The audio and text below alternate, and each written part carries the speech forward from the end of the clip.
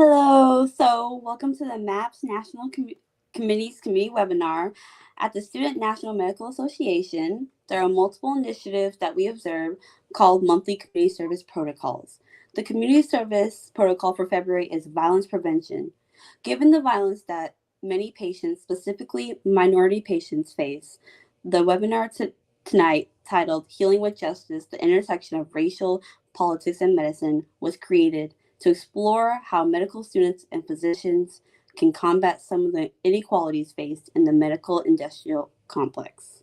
My name is Desiree. I am the National MAPS Community Service Representative and will be your moderator today. I am so excited to introduce our panelists, Dr. Bennett Bernie Lim and student doctor Jasmine Eatman.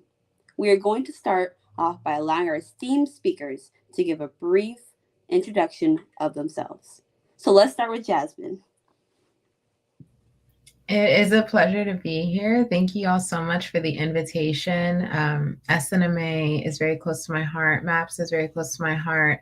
I had the opportunity to serve as the president of the SNMA chapter at Emory my first year, which was an incredible experience. And I just really appreciate the invitation again. My name is Jasmine Eatman.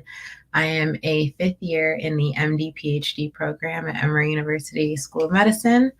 My PhD is in environmental health through Emory Rollins School of Public Health.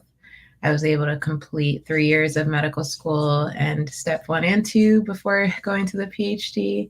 So I had the opportunity to kind of, dig deep in the clinical experience and training portion of medical school. And also now in my second year of the PhD, I have been able to really kind of establish my roots in that area as well. My research looks at Black maternal health disparities, and I'll talk a little bit more about what that entails as we go along. But I'm really excited to be here tonight, and thank you again. Thank you so much, Jasmine. Now let's hear from Dr. Lim. Hey y'all, my name is Dr. Bernie Lim. Most people just call me Bernie. I'm the founder and executive director of the Freedom Community Clinic based here in the Bay Area, specifically Oakland town. I graduated with my MD in 2022, as well as got my MS as part of the UC Berkeley UCSF Joint Medical Program, was also part of the Prime program. Got lots of homies in SNMA, and I'm just very grateful to be here. I have a very unconventional route. I decided to not do a hospital residency after I graduated, and now I'm pursuing our work here in Oakland at Freedom Community Clinic full-time, where we bring whole person healing to the people, combining the strengths of ancestral indigenous healing with the strengths of Western medicine, prioritizing healing for Black, Brown, and immigrant communities. And yeah, I'm very excited to be here with Jasmine. Thank you so much for this invitation. Very honored. Thank you so much for coming. So I have prepared a couple of questions for you guys. So the first question is, how do you define radical politics and what its context in the healthcare and medicine to you? It's okay, you guys can. Cool. I can start, and maybe we can just go off each other, Jasmine. For me, I feel like radical politics is such an interesting term now, because I think, when I was really growing up, and I was I'm 29. Okay, when I was really like beginning in the field, a lot of terms like cultural competency and health, health disparities, health equity, I mean, those continue to be really popular concepts. However, I do feel like as we're talking about radical politics in relation to medicine, we're talking about a deepening of our understanding of how even those words are still not sufficient at really describing the deep healing that needs to occur for our people, especially Black, Brown, and immigrant people. And so for me, a lot of the radical politics, I think we're really shifting towards this language of healing, this language of this connection of mind, body, spirit, not just on the equity level, but justice specifically. And really talking about what does it mean to not just theorize all of this, but to really embody it and to feel it, and to not just have it located in in an academic journal, but really have it be felt, in our bodies, with our communities, in our spirits too, as healthcare workers and healers. So yeah, that's my conception of it. Jasmine would love to hear. Yeah, no, thanks, Dr. Lim. That was I think a really awesome definition, and I don't really have anything, I would change about that. I think that radical politics, as we're seeing it now, unfold in a different way in a new chapter in our nation's history, right? I mean, I think most of us can kind of, in the last maybe 5 or so years, really put our finger down on when we're like, okay, like things are shifting, right? And I think there have been many iterations of that throughout history, but radical politics to me, I think, is all about doing things differently and not being afraid to, shake things up so that our structures serve individuals better, serve communities better. I think that as politics can be done poorly, and it can be done with evil intent, and it can be done, with good intent and strategically and positively, right? When I think about how hospitals in America were desegregated, right? I think that that's an example of radical politics, being willing to threaten the financial institution that underlies medicine to enforce equity. And I think that we have to be a lot more brave in our participation in that, right? As physicians or medical trainees. I think when you think back, I think this was early 2020, and like, this is my lane, right? With gun violence, and thinking about physicians really establishing like, no, like this is our lane. We have a say here. Even though many would seek to create a very bold line between medicine or politics, or medicine and advocacy. I think those of us who get it, and need to, be brave in blurring that line, and really helping folks to understand that, this is our lane, and that, we have a voice. That's all I'd add. Yes, I definitely agree, especially when politics is evolving every year. You never know what's going to come up. But yeah, okay. So the next question I would like to ask is, how does politics intersect with the practice of medicine and healthcare delivery? Anyone? Anyone want to take it? It's so funny because I was like, I don't think I did this purposefully, but I think on my IG stories today, I was like, I think having us continue to center politics as the only way of change, and like the most supreme way of change, is also becoming an outdated notion. And I think it's because we're seeing that every time we're just witnessing that institutions don't care. Like, institutions will never care and prioritize the healing of Black, brown, and immigrant communities, because that's not the foundation they were founded upon. And I think we're coming at this reckoning right now that I think is really uncomfortable for a lot of people, where we're realizing that I think so a lot of people in the past, and a lot of our elder generations, especially BIPOC physicians, they really work so hard to be the first, and to really work towards leadership positions, and really be in high level positions. And they're realizing that even if I gain the external title, even if I gain the political seat, I still am pressured to be a cog in the wheel. I'm still not able to be my full authentic self, because political pressures and outside agendas, they will continue to dictate no matter what identity we hold. And so I think that's the hard part that we're coming to. I don't really have an answer with that, but I think what we're realizing is that it's not just enough to advocate. Like, representation is incredible, and of course it's just one part of the puzzle and never the full solution, especially towards health justice and health equity for our communities.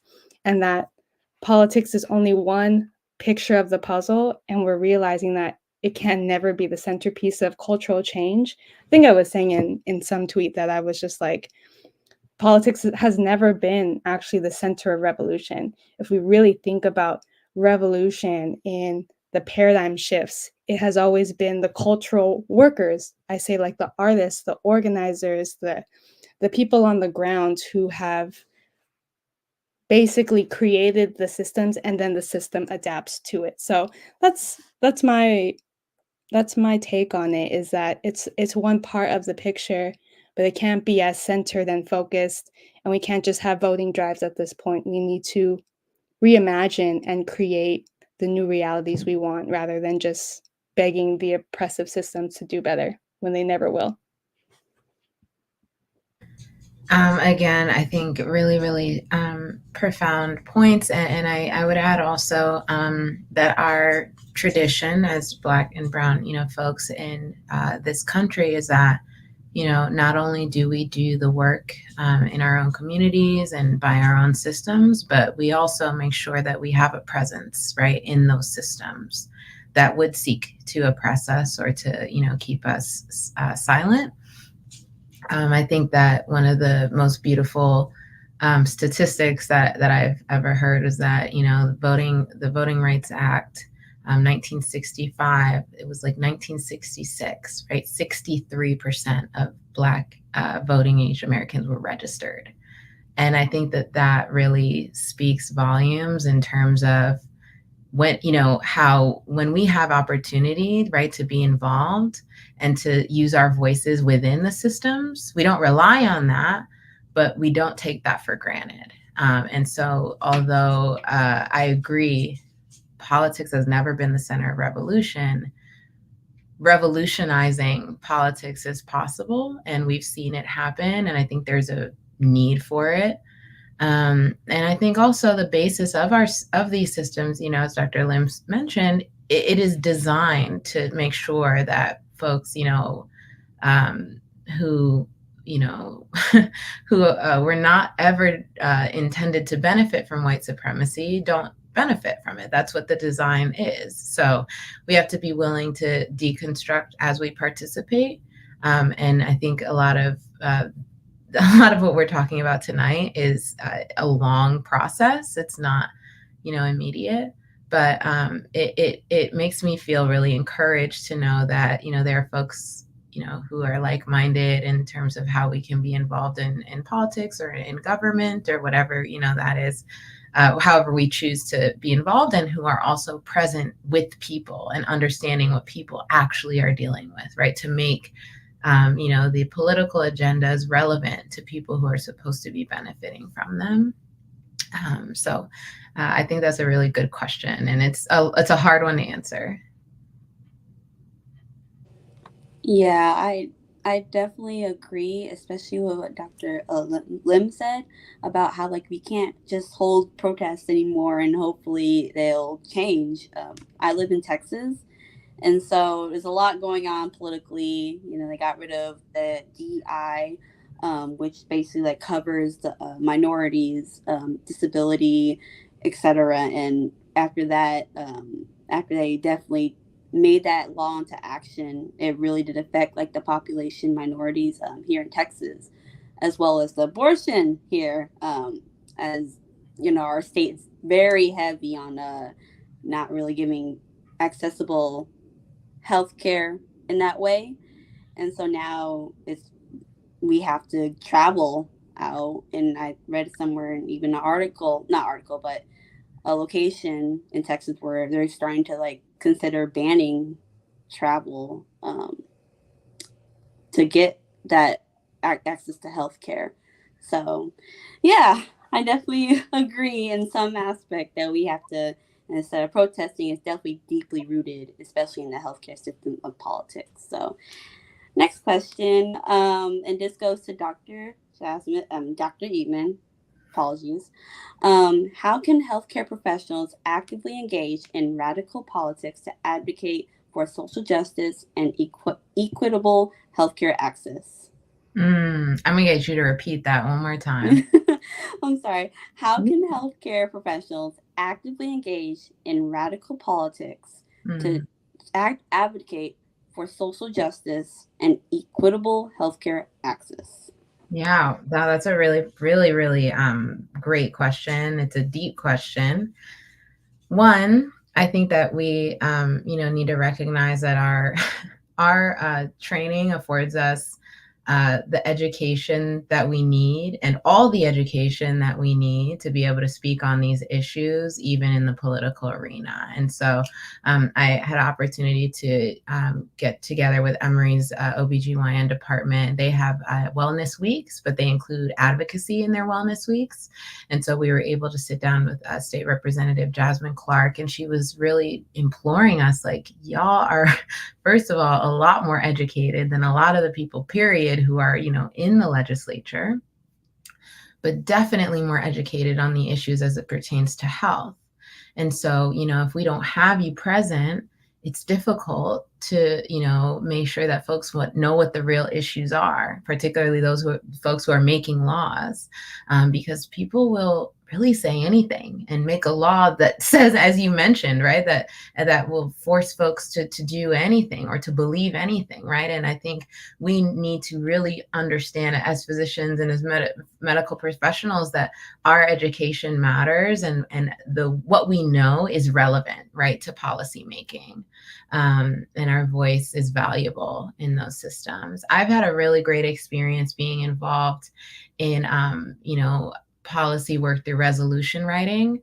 So it must have been now 2020, maybe 2021, our SNMA chapter wrote a resolution declaring racism a public health crisis, and we submitted it to the Board of Commissioners of Fulton County and DeKalb County. And after a lot of collaboration and work, we were able to get those resolutions passed and support the passage of those, even further, beyond our state. And I think that it was really empowering to speak, right, during those votes, and to lobby, and use my voice, and we used our voices in that way.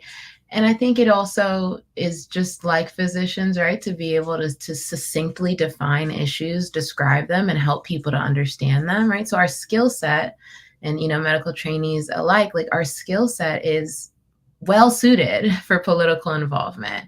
And I think, we can think about that, as hopefully encouraging, and hopefully my generation and generations after us will recognize that, we can really make a difference through our involvement.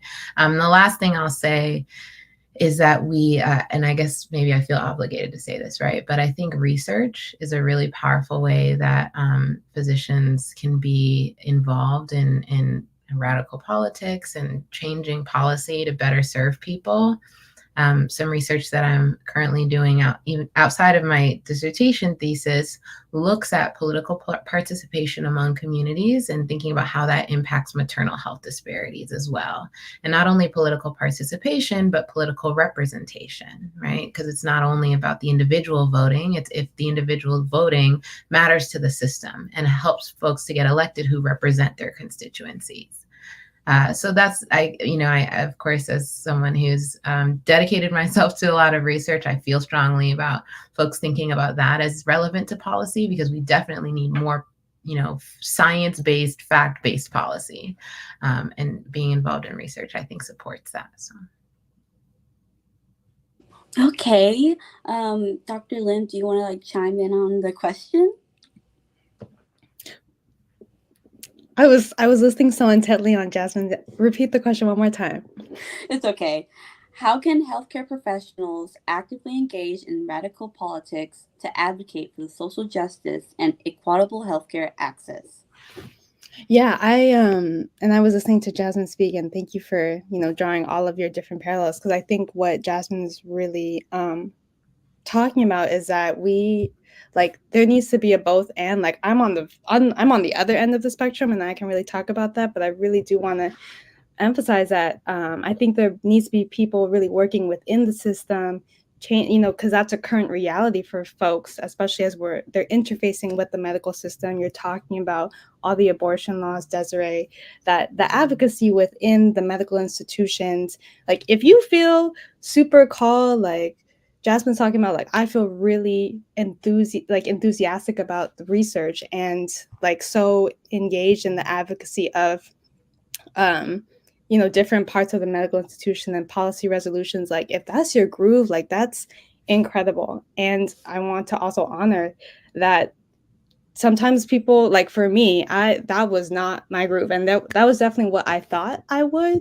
It was a very interesting time when I was in medical school, like 2017 to 2019. Like I was publishing so much research on health equity, and I had created the Woke Walk Dogs podcast and founded the Institute for Healing and Justice in Medicine, which we wrote this 70-page report on the role, the incorrect use of race instead of racism in clinical algorithms. And I really realized that my role, I was not feeling energized being in the medical field, and being on DEI committees and writing policy and all of the research, like that wasn't fulfilling for me actually, even though I was getting a lot of recognition in that.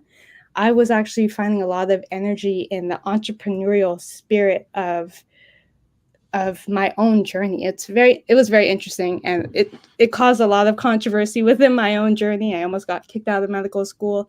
I was always trying to advocate for my patients within the medical institution, but always was just bogged down by so much of the bureaucracy. And so, for me, being the first in my family to become a physician, coming from a family that faced a lot of medical trauma, that's why I founded Freedom Community Clinic. And it's very Bay Area. It's very Oakland. Oakland is the center of the Panthers, where they were like, F y'all, we're going to start our own free breakfast programs. We're going to start our own health clinics. Like we're just going to teach each other the medicine, and we don't even have to ask folks. We're going to just do it ourselves, and then the institutions will respond. And that's the same type of flavor that is inspiring us at Freedom Community Clinic, where I was in my clinical year in 2020, and as I was advocating for so many of our Black and Brown patients, that was seen as a threat by administration, my medical school administration, to the point where I didn't know if it was for me. And all of that was happening existentially, and I just didn't feel right in my role. As we were holding healing clinics after the George Floyd protests in 2020, and we had healers of not just Western medicine, but also acupuncturists, massage therapists, energy healers of Indigenous backgrounds in the Bay Area provide healing clinics right after protests.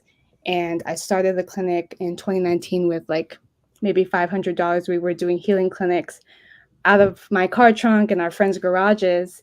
And there came a point where our demand was so great that students and different organizations, like their community members, would go to our healing clinics rather than local health centers and local hospitals in the Bay Area, to the point where now we are on a 7-figure budget and we call ourselves the Community Healing Institution of the people for the people. And we have our own brick and mortar. Our clinic locations are called community healing sanctuaries for Black, Brown, and immigrant people to experience this whole person healing in addition to our regular street clinics. But my journey is different, and still I find so much integration with the policy and the research, and knowing that this is my role and this is what energizes me, and that there are so many people where that's their role and that energizes them, and it's this whole like collaboration, and that we need all of us. And when people are like, what do I do with my life? It's like, what energizes you? Because what energizes you is where the movement needs you. And that's where radical politics comes in, is like, there's not just one way to do this. It's really like what fuels you, and knowing like you can always intercollaborate in this ecosystem for change. Okay, I definitely agree. I feel like when the physicians when they advocate for their own beliefs in politics, it just makes it seem like they're more human to the patients, and that's a good thing. You want patients to see you as approachable rather than just working and solving and that's it. Like the more they see you as that, the more they're comfortable coming to you and stuff like that. So yeah, it's definitely a good thing where physicians advocate for politics. So, Jasmine, last question. I know you have to leave. So, my question is, what policies have you encountered that have been beneficial or detrimental to the patient care? Ooh. All right, you want me to call them out, huh? I think first and foremost, I want to just honor what Dr. Lim, just mentioned, right? There's space for all of us. And, I think that a lot of the policy that is coming out of our medical organizations, specifically in terms of my involvement, I'm really involved in resolution work through the AMA.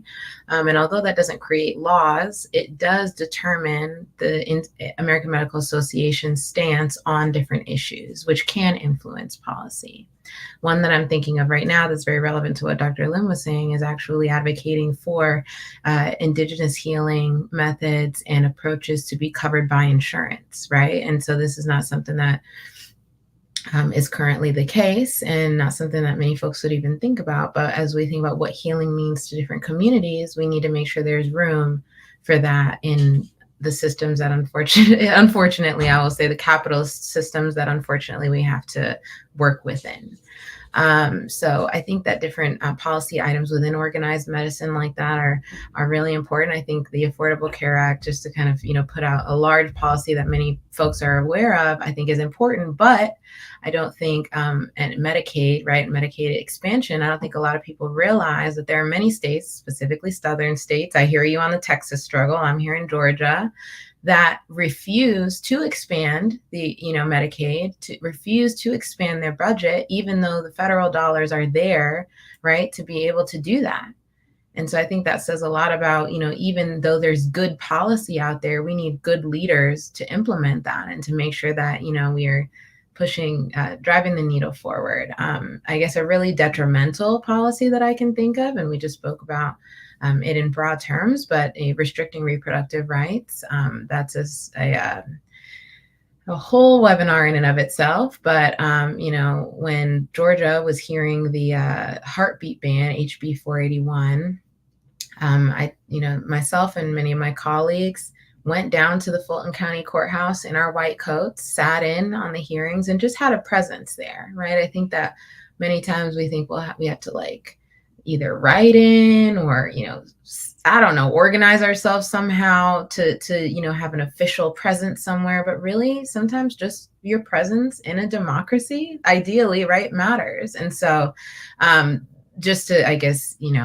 wrap it up, I think that there are great policies that can be restricted by people who don't have good intentions, right? And there are ways that we can influence policies that would seek to harm and hopefully make them into, or not the policies themselves, but hopefully make the situation one in which folks have increased representation. So. Okay. I know, Jasmine, I know you have to leave. I would like to thank you for attending this webinar and really giving us your, not feedback, your ideals on radical politics and how it affects the medical community. Is there any other last final words to say before you head out?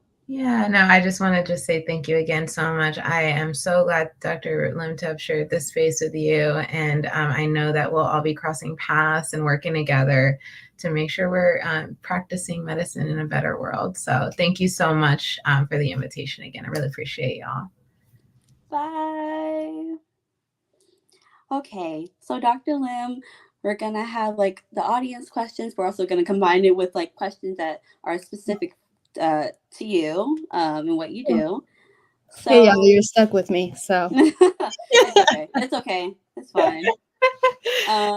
So I'll just start with a question of myself, and then we'll go to the audience, and then we can go back and see. Absolutely.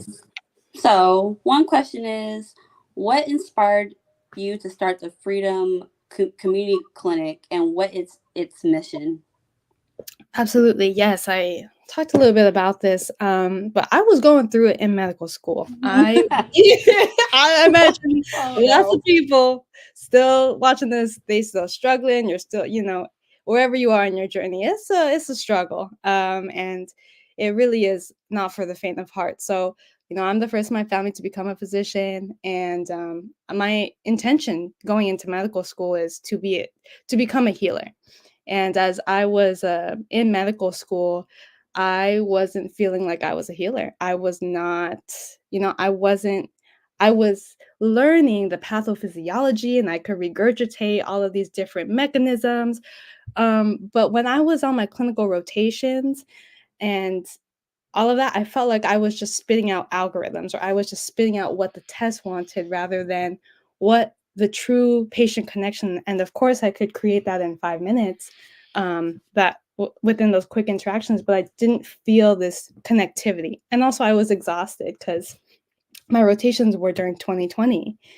And so I went through a huge existential crisis, with all of that responsibility, those expectations, the family, like what, and also like I was getting published a lot on health equity. So I was like, okay, like I'm doing well on the surface, but I'm not feeling happy as a person. And so I was talking about how in the middle of my medical school journey, I started Freedom Community Clinic because I wanted to recreate the feeling that I wanted being a doctor to the people, that feeling of love and time and intimacy and care, of seeing a person beyond just their disease.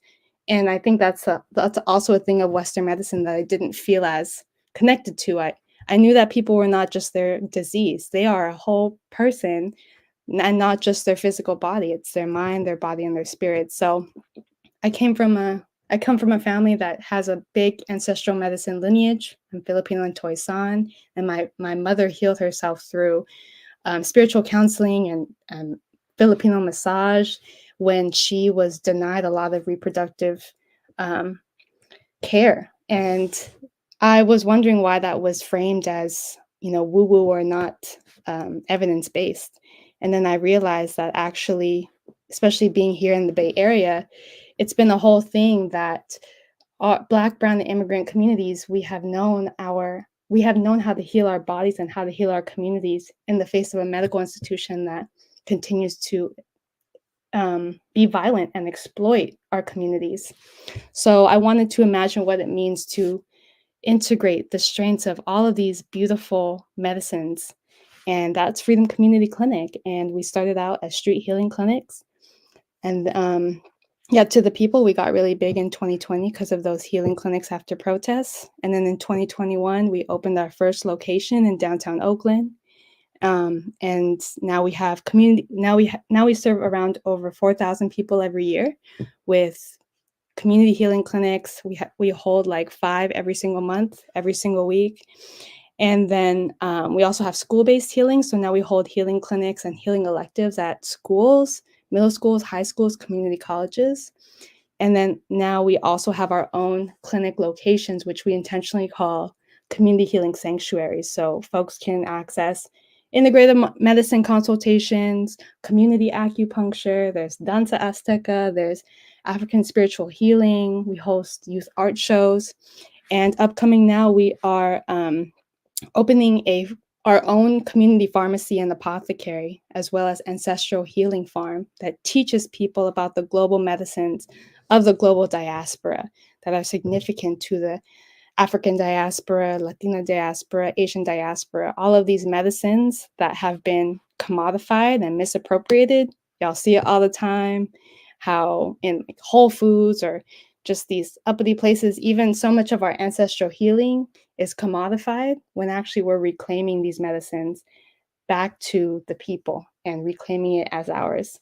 And so, yeah, it's just been a beautiful journey, and grateful that I was really scared to not go to residency and announce that back in 2021. But here I am, and it's just been a beautiful just experiment on what creating a healing healthcare system for our people can actually look like.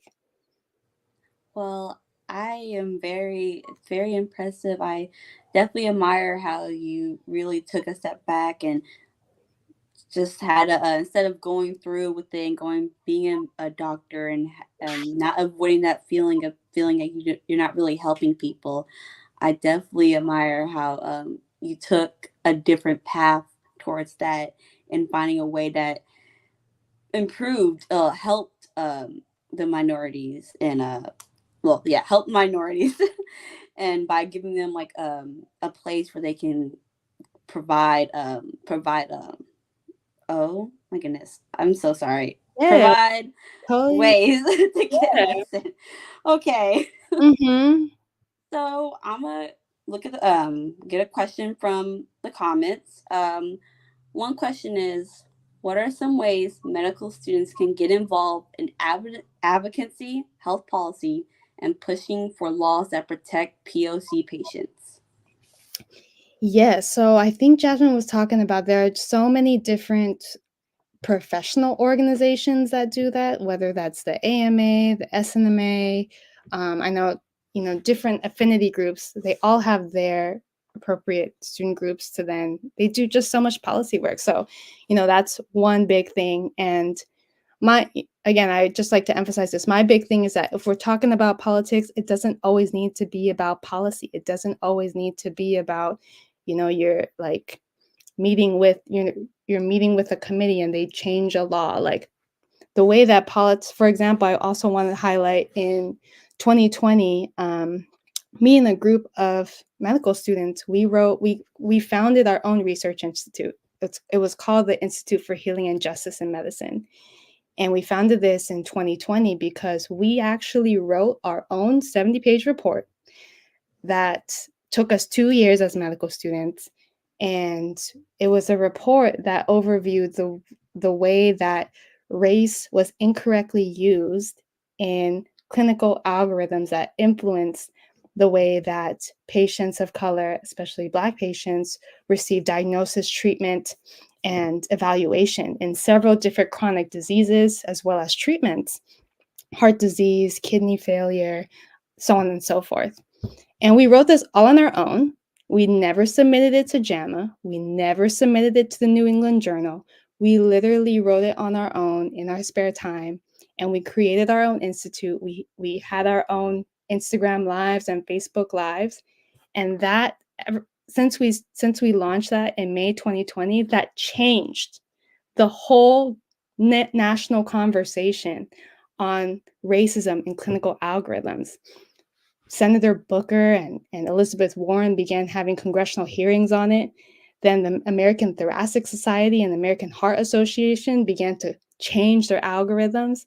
And now there are amazing influencers that are talking about how racism is embedded and what are the changes needed to really bring equitable care that is affected by these algorithms. So just an example of like, you can use the existing pathways, but maybe you just want to do the thing. And I'm always like, I just want to do the thing.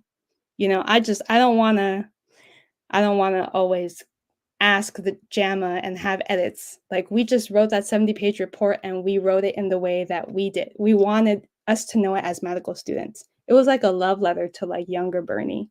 And I think we need, we not underestimating that we ourselves are powerful. We don't always need other people's permission to see the change that we are. And again, we were medical students and we wrote this. We didn't have the MD degree. So you can be really powerful regardless of who you are. That is amazing. I love how you found it based not even on a requirement, but by passion, passion on the subject, and it's amazing how it expanded into like a whole like national thing. They started taking consideration for it at a point, but it's amazing. Mm-hmm. Yeah. So another question I'm going to ask is, what programs and services does the Freedom Clinic Community Clinic offer to the community? I know you touched on this a little bit when you're giving your response on the first question, but I really want you to really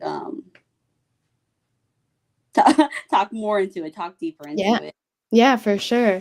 Yeah, so our whole mission is about whole person healing. And so you'll see like doctors, nurses, health educators, physical therapists working with acupuncturists, massage therapists, herbalists, energy healers, people of all different kinds. So, like throughout the week, there are multiple things going on. The first is that we partner with organizations and honestly health clinics as well to bring healing clinics to their staff. So, sometimes that looks like a healing clinic with community acupuncture, as well as some massage therapy, as well as some health education, and as well as ground opening and closing rituals. So, we bring a lot of ancestral elements into it. So as we do healing clinics with different healing modalities, that also introduces, it opens and closes with ceremony as well. So yeah, we have healing clinics in partnership with lots of orgs. There was a point where, and this goes into school-based healing because we're also in schools. We have healing electives as well as healing clinics at middle schools, high schools, and colleges and universities on many levels. So there was a point in 2020 where after the protests, I got this DM in my Instagram, and this dude was like, "Hey, Bernie, I'm Ruben. You don't know me, but I'm the director of the UC Berkeley Basic Needs Center. And our students who are first generation students of limited income, they're not going to Student Wellness Center anymore. They're going to your street healing clinics. So we need y'all here at UC Berkeley's first gen center to really honor that healing." And so that was one of our first satellite sites that we started, and now we're at various community colleges and high schools and middle schools. And again, we do breath work, we do meditation, we do acupuncture, we show people about different ancestral herbs of the different diaspora, as well as different, and how that connects with different physical diseases and anxiety and skin issues. So yeah, community healing, school-based healing, and then we have every single day we have at we call them community healing sanctuaries, a free offering to community that centers ancestral healing of the Black, Brown, immigrant diaspora. So I think for this spring we have Indigenous community theater happening, as well as community acupuncture. We also have an Indigenous energy one-on-one healing consultation. And we also have like healing groups for survivors as well as for undocumented young people. Those are the big three things that happen. And then we're opening the pharmacy and farm. The pharmacy is going to be open every Saturday. We have community medicine making workshops where we talk about the healing properties of various ancestral medicines and how you can make your own oils, tinctures, salves, and how that also helps with chronic conditions like heart disease and skin issues, anxiety. And we host book talks as well. We also host youth art shows. See, again, this is all very intentional because people are like, what? This feels like a turn up and it's a clinic. And that's exactly it. Like, it's all medicine. Those are our big things. And then lastly, we have something called community healer apprenticeship programs called the Freedom School. And in Spanish, there's one called Promotoras de Sanación. But these are every summer, and we teach around 30 to 35 Black and Brown young people in the Bay Area different healing first aid skills. So everything from mental health first aid, CPR first aid, but then also breath work, meditation, and basic herbalism. And then for Promotoras de Sanación, we do that same thing, but for Spanish-speaking elders and mom-speaking elders. And they really teach us, but it's again about training people that they themselves are healers in their own community. So yeah, there's a lot going on. So much beautiful stuff going on. Makes me want to go to the Bay Area and go to that summer Yes, opportunity. it's lit. It's so lit. And like literally our clinics too, like we partner with like Oakland rappers, and so this is what's beautiful is that half of our staff are under 30.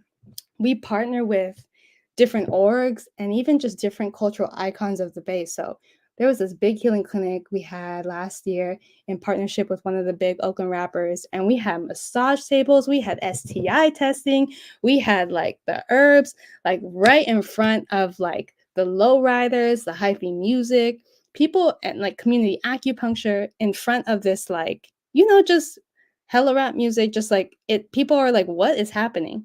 But I think that's really the point of this medicine, is that this type of healing does not have to exist in a sanitized hospital building. It doesn't have to exist in like a bougie yoga studio. This is actually medicine for the people.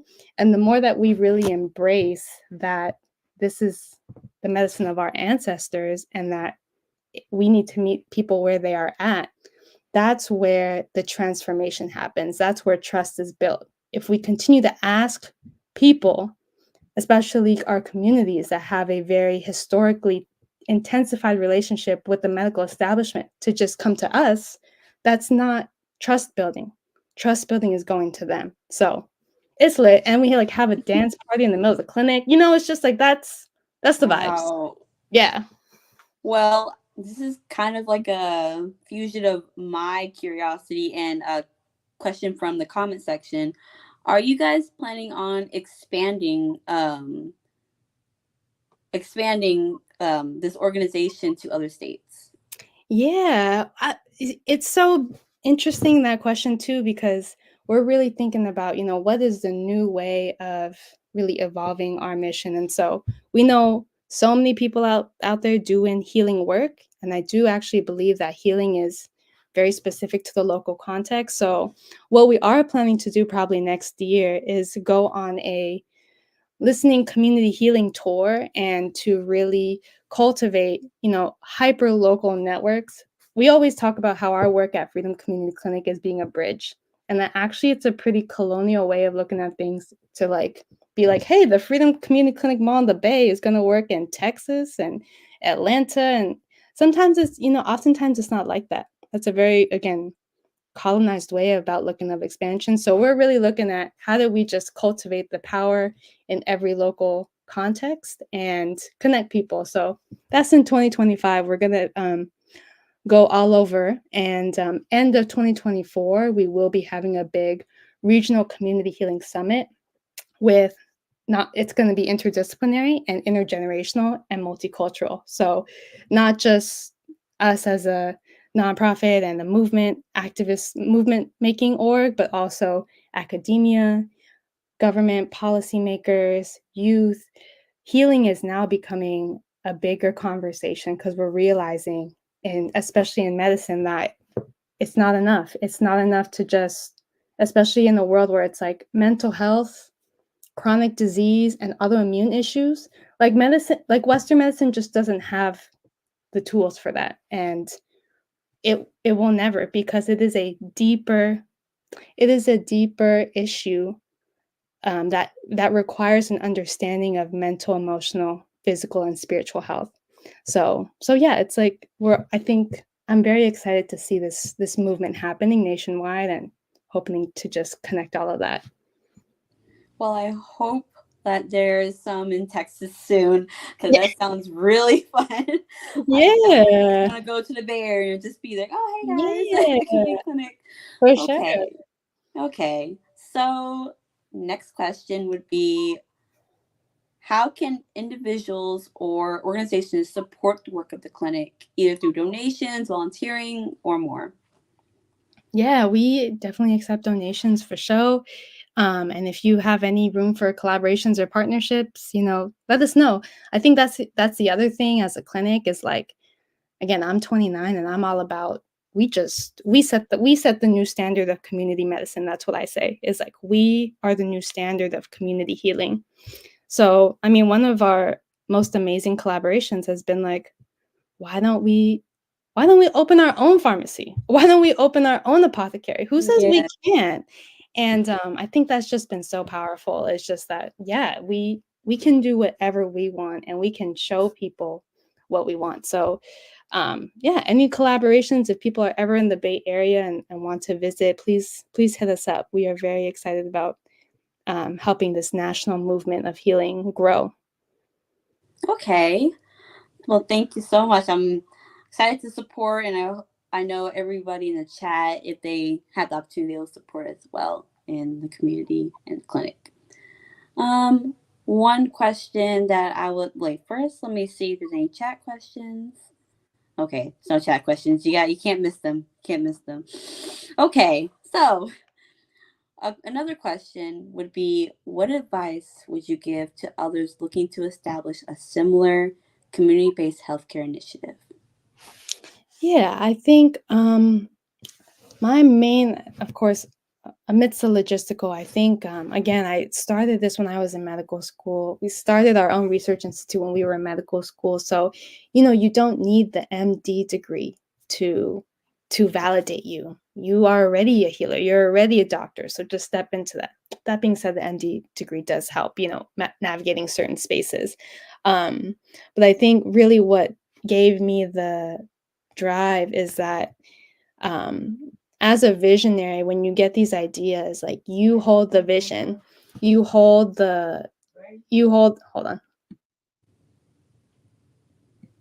you hold the vision towards what you want to give to the world. And so, as a visionary, sometimes you can talk to someone about it or ask someone to support you, but it's all words.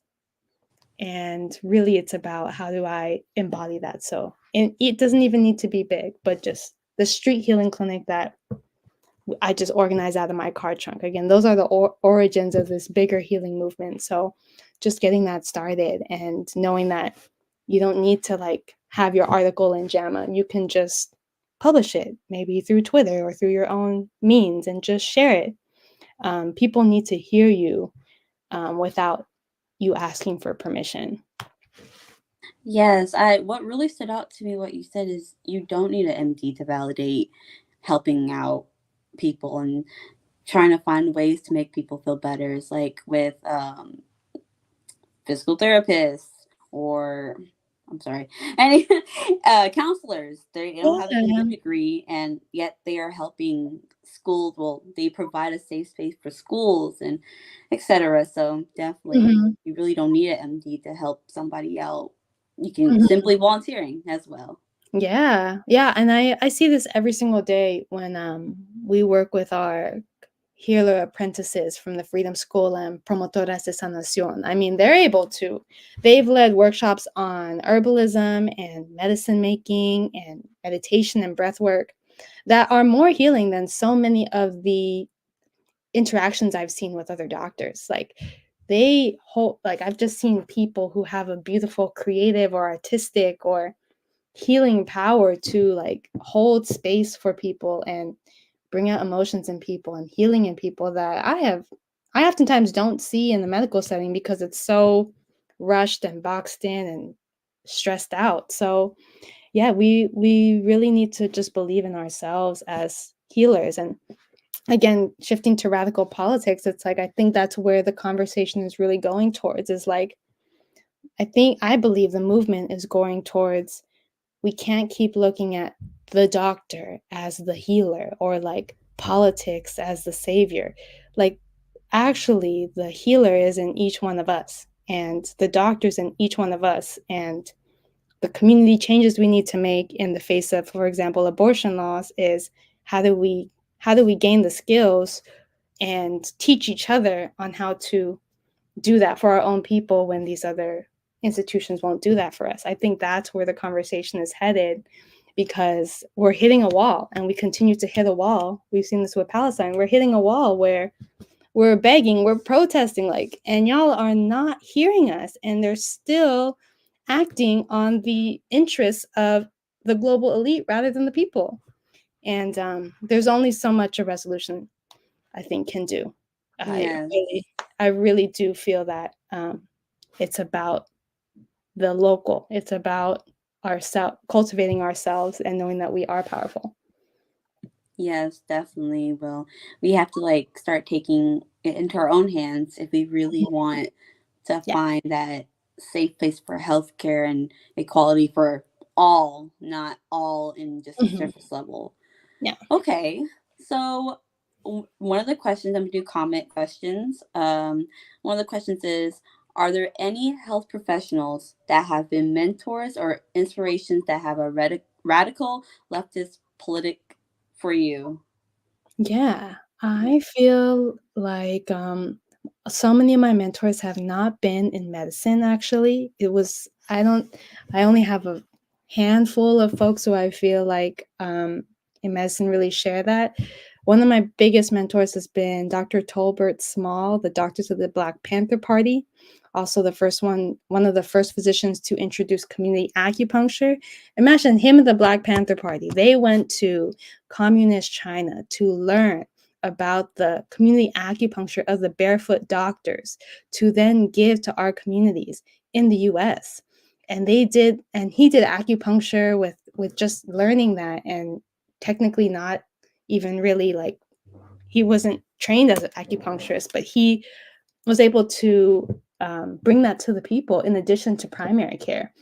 So Dr. Tolbert Small has been huge, and of course, just so many of the big influences. So like Angela and Tony, we just celebrated their birthdays for sure, and Grace Lee Boggs, Yuri Kochiyama, so many of the elders that have helped us just understand that it's just all deeply interconnected, and deeply connected to beyond our spirit, and that we're more than just the grind, we're more than just the struggle, we are our human selves.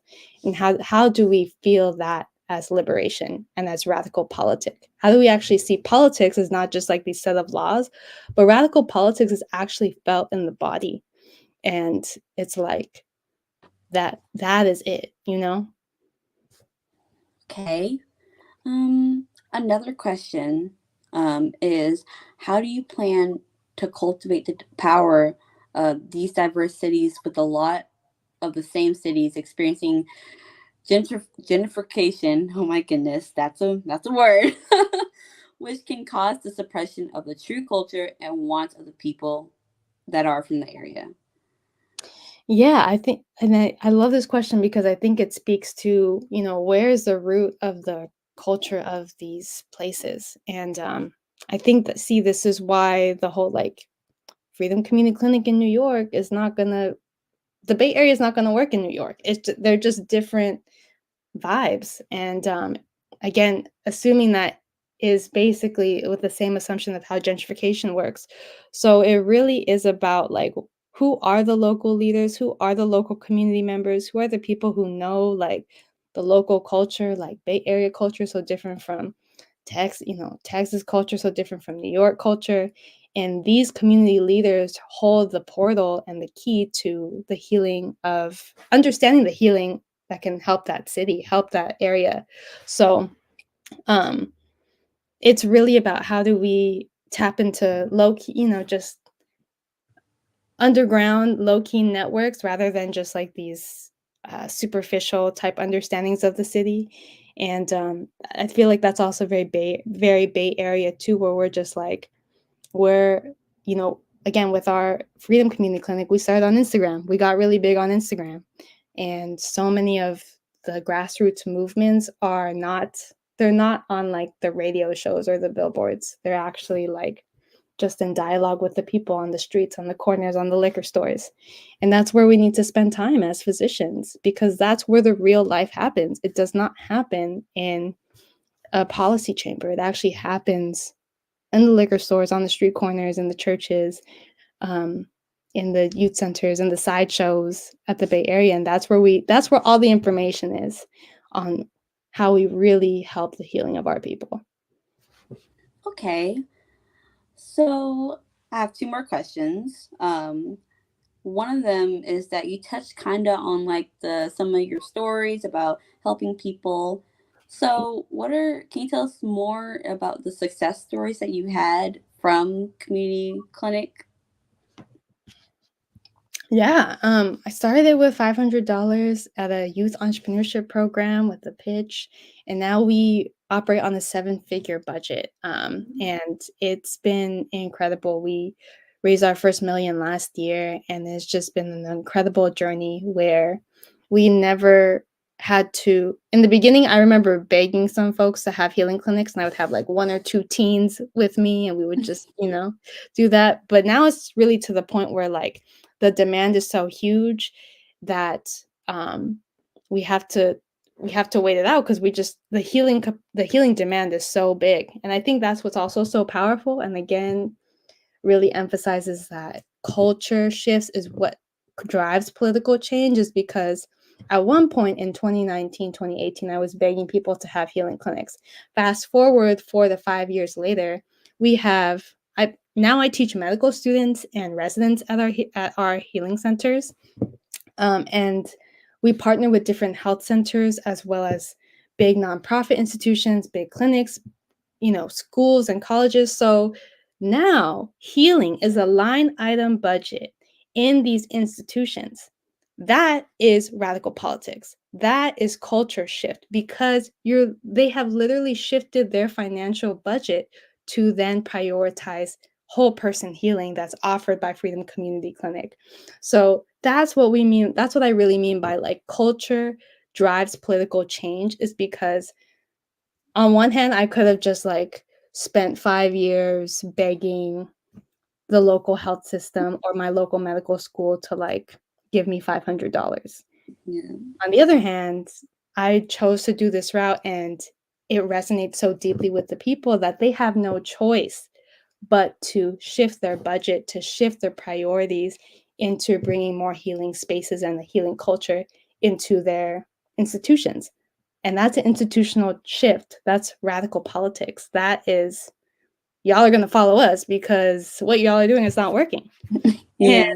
And that's real power, and that's, again, this Bay Area. It's just this belief that, like, we know what the people want, and we don't got to ask you for permission, because the work will speak for itself and the energy is going to speak for itself. Okay. So you mentioned about the $500 starting wise.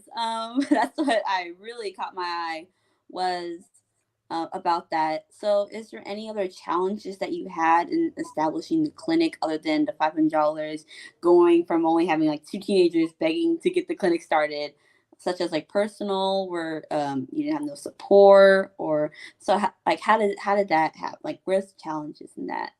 Yeah, the challenges are I was doing medical school while building a whole clinic. And so I was like, I failed step 1 and step 2. I almost got kicked out. When I told my parents, it caused an initial huge rift, because they're like, "Wait, you're going to throw away a whole carved out career path for like a clinic in your car?" And I was like, "Yeah." Like, and they're like, "What?" And it's just this, I don't know. It's, I talk a lot about spirit, but it's just this inner knowing that there was something really powerful that we were onto. So that is a huge, and then for me to make that decision to, this was maybe like a year and a half into the clinic. And we raised maybe like 30, 40,000 just on Venmo, Cash App, PayPal. But that's not a salary. But I was like, I was a year and a half away from graduating, and I was like, I don't think I can do residency. My spirit was like, you can't do it. And I was like, but this is there, but I feel so energized, I feel so enthusiastic. And I just was like, I have to trust that. But then it caused this huge rift, because I think so many people had this expectation that I would be the family medicine physician, or I would do all this. And that was the most challenging thing for me. That was one of the scariest decisions of my life, because I actually didn't know where I was going, but I just felt it deep in my spirit that I love this work so much, and I love every single time we're out in the community. Like, it never gets old. Like, I'm 5 years in, and I'm like, let's do a farm. Like, let's do a pharmacy. Like, I'm so happy, and I'm so alive. And I was like, I remember I was just like, I feel happy, but do I deserve to be happy? So it's just that internal dialogue for me was so challenging, but I'm so glad that I like listened to those whispers, because I'm like living a dream that I never thought would happen. And I know that that dream has helped so many different people. Yeah, it definitely would resonate with like the students who are like first gen and they're going to medical school, and they're like they don't want to let their parents down, their parents' expectations. But some, like, if you don't follow your heart, and if it's telling you to go a different direction, Yeah. you would definitely be like miserable following that path. Just continue to follow that path when you know it's not right. Yeah. So Yeah, and I adding to that, one of my meditations was like end of 2020, I was in clinical rotations and I was exhausted. I was depressed. I was anxious. And I was like, this is not, I'm always on this operation of like, I'm my ancestors' wildest dreams and I want to live up to their dreams. And as I was feeling just deep depression and deep disconnection with myself, I was like, this is not their wildest dream. Like, it don't matter. It don't matter if I'm at the top school. It don't matter if I got the external title. If I'm not feeling it in my body, like this fulfillment and this aliveness, that's not what they want. I know that's not what they want for me. I know they didn't work so hard for me to just continue the cycle of oppression that they felt. And so I was like, how do I become alive again? I know that that's their wildest dreams, is for me to be alive. And that's the radical politics. I'm talking about like the whole radical politics is not just laws, it's your body. Like that's radical politics, because politics wanted our ancestors dead and yeah. they wanted our ancestors forgotten. And so the most radical thing you can do is be alive, and like alive in a true sense of like feeling like you are here for a purpose and that you are like doing the thing that you love to do. Okay. Well, thank you, Dr. Lim, for the robust discussion about healing with social justice in connection to medicine. We appreciate your support of SNMA and our pre-medical students. Please stay tuned for more webinars. This webinar is one of the many we will do throughout the remainder of the administrative year to support our pre-medical students and our MAPS members. The reminder for our annual Medical Education Conference, AMEC, in 2024 is in New Orleans, Louisiana, from March 27th through the 31st, and we are excited to see you all there. For updates, please make sure to follow our Instagram at National SMA Maps and check our SMA.org. Thank you so much for joining us again, and thank you, Dr. Lim, once again.